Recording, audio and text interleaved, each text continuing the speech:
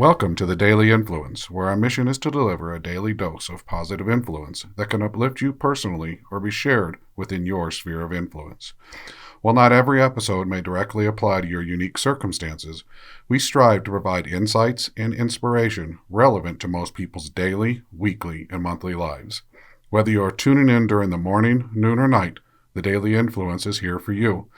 Listen, share, and embrace the power of influence in your life. Hey everybody, Brian Smith here with the Daily Influence, and we are moving to a new chapter in our discussions. We are moving into individualism. This is a big part of our work for us here at the Iron Team series, and it's because we're trying to kind of redefine what individualism is. And what I mean by that, if you recall, we have a way of identifying the individual. The small letter I is our self. So when we are alone or one person, we are individual. And then when we work together with one to many other people, we can be individual with them with a common goal. So there could be one to many people moving towards a common goal, and they are individual. So our definition of individual and individualism is an evolution for us, and we're hoping to redefine the whole word and to reestablish what it is to be individual and how important it is to be our best self, not just for us, but then our best self for others. That makes the individual always its best. And yes, it sounds kind of utopian, sometimes silly. We get teased about it sometimes, but we don't mean it to be that way. It's just what we believe, that people are important and your influence is important. Every person matters, and we want to elevate each person, and we want to elevate them through this concept of individualism. One of the ways that we teach this is understanding attitude and understanding your particular attitude and what that attitude means to you as an individual and how that attitude is portrayed. Each of us has different attitudes. We can be half glass full, glass half empty. We can approach things from a negative context or from a positive context. And it's important to understand your own attitude and how you approach things. It's part of the self-awareness that we've been talking about in past sessions.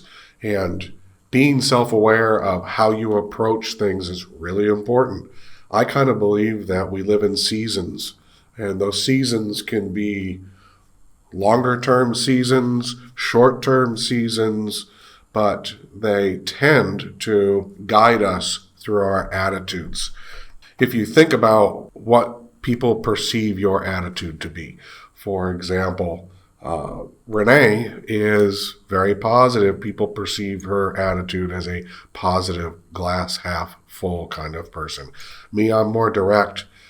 I've been accused of being anything from just direct to a jerk to off-putting or standoffish, not engaging. So perception's reality, and how we manage our attitude and how we work with our attitude is really important. I'm sure all of you have recognized somebody's energy. So, somebody walks in the room and you can tell that they're just giving off positive energy or negative energy. They look angry, they look upset, they look confused. That's their attitude. And being aware of our attitude and how our attitude influences us and influences others is really important. Our attitude changes moment by moment. It's really important to be in the present and understand when our attitudes change. Understanding what might influence our attitude to change can be very helpful in understanding self and being best self. And those challenges that we have with our attitude can be identified and worked on when we become aware of our attitude and aware of the different influences that can change or alter the different attitudes that we might have. If you want to change your attitude, you're going to have to start with being transparent and objective on your self-reflection, understanding self, being honest, like we've talked about in the past with yourself, about your attitude is the only way to start down an attitude change process, if you want to do that. Some of the takeaways today about our attitude are others can feel our attitude either through body language, facial expressions, tone, or even intuition.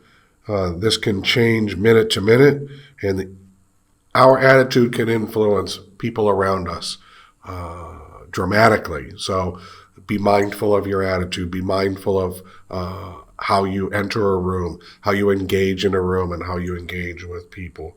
If you want to change your attitude, examine your perception. Not just your perception of self, but your perception of the world around you. The world around you can influence your attitude, so maybe you just need to change how you approach that world, that area of influence that you live in. How you speak to yourself in your mind can really be a big part of your attitude.